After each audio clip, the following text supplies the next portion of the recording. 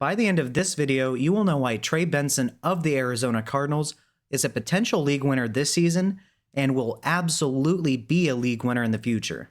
We're going to take a look at his analytical profile as well as his running back mate James Conner. We're going to take a look at his production throughout the past couple of seasons, his injury history, what we've come to expect from him, and thus what we might be able to expect from Trey Benson as soon as this season and absolutely next season. Please like and subscribe. Let's get into it. So Trey Benson is 6 foot, 216 pounds. That does give him a 29.3 BMI. Now that is a little bit under the 30.0 threshold to be a bell cow, but it's not alarming or anything. He's over 210 pounds. He was drafted at the top of the third round, the second pick into the third round, and he's 22.1 years old, but he is an early declare. So his 4.39 40-yard dash is in the 97th percentile among running backs, giving him a 116.3 speed score because he's 6 foot 216 with that 4.39, which is in the 98th percentile. Now, he isn't the burstiest player, that's his vertical and broad jump, so he does have top end speed. It's just that it takes him a second to be able to get to that top end speed. But one thing I've noticed is it's like he doesn't actually top out once he gets going. He just continuously gets faster. And so if he gets some room and a crease, he's probably gone. It's relatively rare that he gets caught from behind by a defender.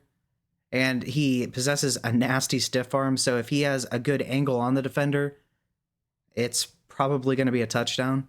So his 5.8 college yards per carry is 66th percentile, and his 7.0 target share is in the 52nd percentile. So when we have somebody like Trey Benson that, if he was asked to, could be a bell cow, and he's also capable of being a 3-down back, that means very high potential upside. When we look at where he's going in Dynasty rookie drafts, he's going off at the 202. Players like Brian Thomas are going at the 111, J.J. McCarthy at the 112 in a super flex format this is, Keon Coleman at the beginning of the second round, then Benson, then Bo Nix, Ricky Pearsall, Leggett, and Blake Corum. I think he's going right about the correct spot. I would personally rather have him than Keon Coleman because I just don't believe in Keon Coleman, but I think he's a good pick where he's going. So when we take a look at where he's going in Sleeper Dynasty startups, he's going off the board as the RB19 overall, after the likes of DeAndre Swift and Joe Mixon, and before the likes of Ramondre Stevenson, Alvin Kamara, and Javonte Williams. So he's being taken at the 7-11, so essentially the top of the 8th round. I think that's a fair value. Depending on your roster construction that you're going for in your startups, I would argue him over the two players going ahead of him. If you're trying to win now, I would rather have Swift and Mixon. And if I was trying to win now, I'd probably rather have Kamara as well. But I would definitely rather have Trey Benson over Javonte Williams no matter what format and no matter what my roster construction is. So once again, I think he's going right around the right spot for Dynasty startups. So when we take a look at their depth chart, Kyler Murray's a dual threat quarterback. He is going to be behind James Conner, at least at the start of this season. Then they drafted MHJ 4th overall. He's going to be an excellent X generally for them, but he can play anywhere. Michael Wilson's going to man the Z generally, and Greg Dortch is going to be the slot receiver for this offense. Then you have Trey McBride. So it's going to be a high-scoring offense. They have playmakers all over the field now. There is a lot to like about this Cardinals offense. So Trey Benson was selected with the second pick in the third round, 66th overall. He was the second running back selected in this draft after Jonathan Brooks. Now, this was generally deemed a weak running back class, and now I agree with that in the sense of there were no upper echelon elite prospects. People are really sleeping on the talent that is in this class and the set of skills in which they possess that can be very useful for us in fantasy. So when we take a look at James Conner's 2023 season, he was generally a very, very good value for you at running back. He did have a couple of dud games, but look at the massive upside that he does possess from week to week. I mean, he had a 16.6, 19.6, 22.5, 22.2, 26.3, and 30.4 game. So that is a very, very good amount of upside in this offense. He was generally used as a bell cow, except for when they were losing by a ton and they just pulled him so he wouldn't get hurt. But that's the thing. He ended up finishing as the RB 18 because he only played in 13 games. He was hurt in week 5 and only played 21% of the snaps that game and then missed 5 games in a row. So make sure you remember that for something I'm going to show you in just a minute. So James Conner is 6'1", 233 pounds. That does give him a 30.7 BMI. And throughout his career, he's been used as a workhorse. The only issue, he's 29.3 years old. So historically, it's incredibly unlikely that past age 28, a running back is going to have a peak season of production. And I have very good reason to think that he's probably not going to have another one. When we look at his snap share, though, his 61.9% was good for 12th. His 71.3 opportunity share was good for 9th. His 176.6 weighted opportunities were 27th. And his 27.3 dominator rating was good for 11th. So what the snap share and opportunity share show is that the Cardinals like to use one featured back. So now if James Conner hadn't gotten injured and the Cardinals weren't losing so much that they pulled him from games, all of these stats would have been at least a little bit better. But the key takeaway here is to notice that his snap share, opportunity share, and dominator rating are all relatively high. The Cardinals like to use one featured back. So you know how I told you to take note of the week 5 injury and then the subsequent games in which he missed? Well, in his career, he has only played more than 13 games one time. And he didn't even have a full season that season either. He has never in his entire career been able to stay healthy all season. This guy is 29 years old. So while he's a very, very talented back, he possesses a ton of weekly upside. He's never been able to put a fully healthy season together. And what does that do? That leaves opportunity for someone else to step in. So we know that throughout his career, he's only played in more than 13 games one time, and he's never played a full season. Well, when we look historically at running back production by age, specifically peak seasons at the running back position, from age 21 to 24, it progressively ramps up. Then you see a little bit of a decline at age 25, then another decline at 26, a pretty steep decline at 27, before a little bit of an increase at age 28, before a massive drop off at 29 plus. So, with James Conner being 29 years old, historically, the chances of him having a peak season are incredibly unlikely. Then you factor in the fact that he's never, ever been able to put together a fully healthy season.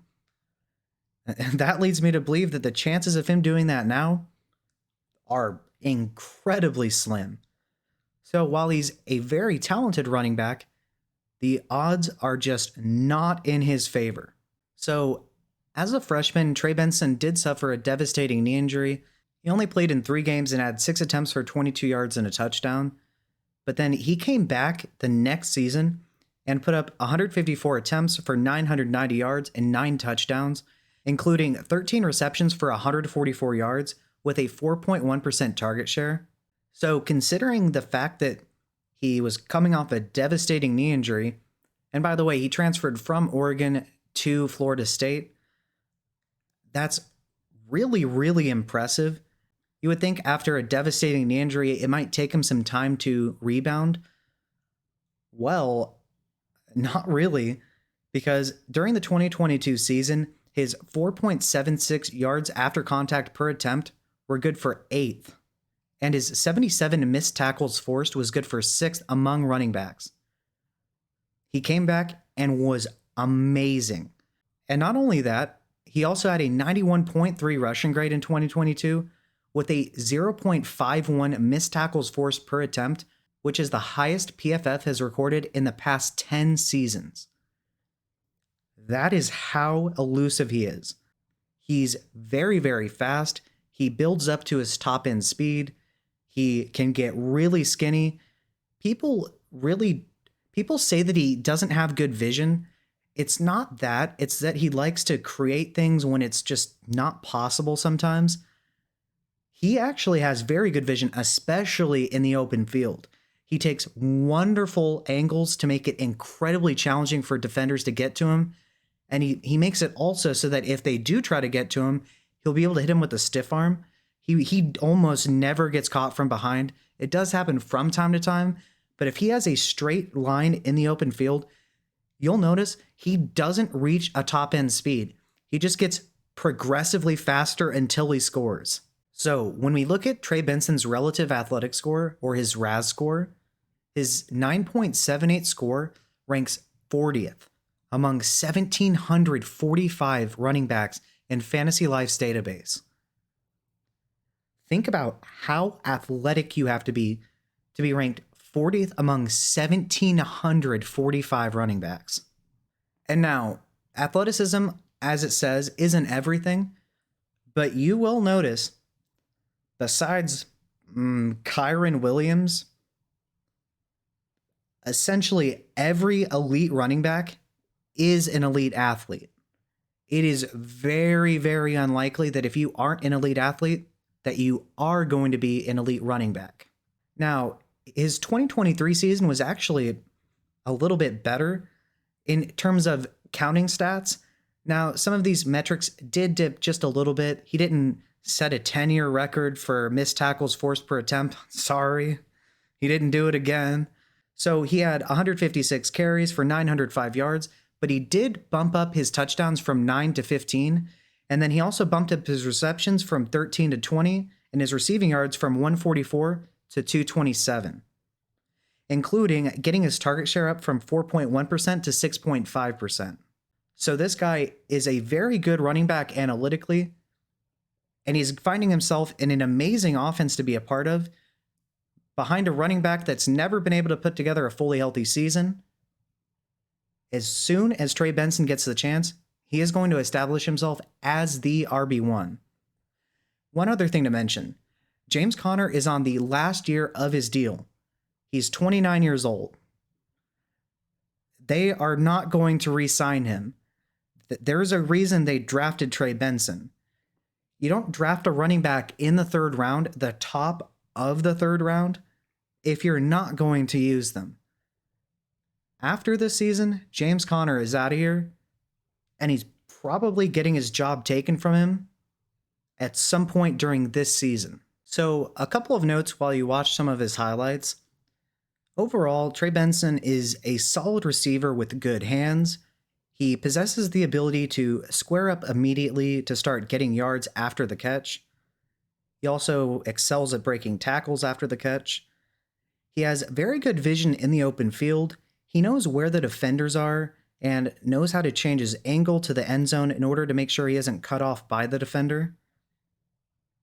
He also possesses a nasty stiff arm that regularly throws defenders to the ground, and he uses this for the rare times in which defenders are able to gain ground on him from behind. Usually that just doesn't happen. Now, another thing is when he runs, he gets progressively faster the longer he runs. It's like he doesn't even have a top speed. I've never seen him top out. He also has underrated agility and is able to cross the field with ease in tight situations without sacrificing speed. That's a very, very good trait to have.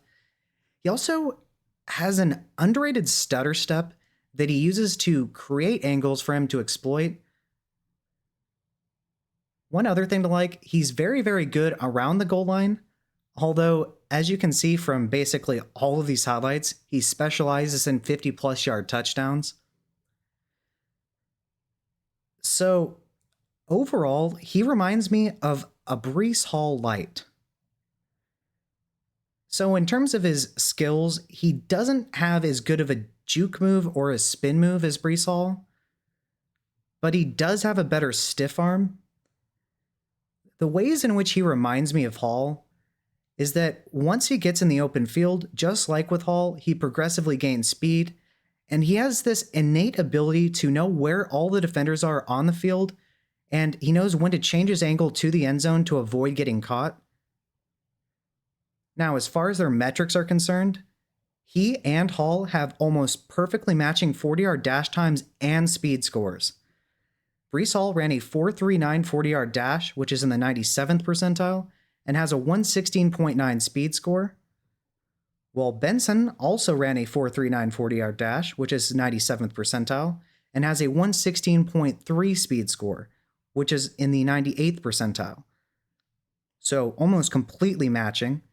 And both are above average receivers with soft hands and are excellent at deceptively using their speed to force poor angles by defenders. So if you took anything away from this video, Trey Benson is a very, very good athlete who compares to Breece Hall in that regard. He possesses a nasty stiff arm. He basically doesn't have a top end speed. He has very underrated agility and deceptively uses his speed to beat defenders and make them have poor angles. He's an above average receiver, although he's definitely not a weapon per se in the passing game. As far as his situation goes, the running back ahead of him is over 29 years old, has only played more than 13 games one time in his entire NFL career, and has never ever once played a full season. They generally like to use a featured back, and James Conner is in the last year of his deal, and with him being 29 years old, there's a very, very good chance they're just not going to re-sign him.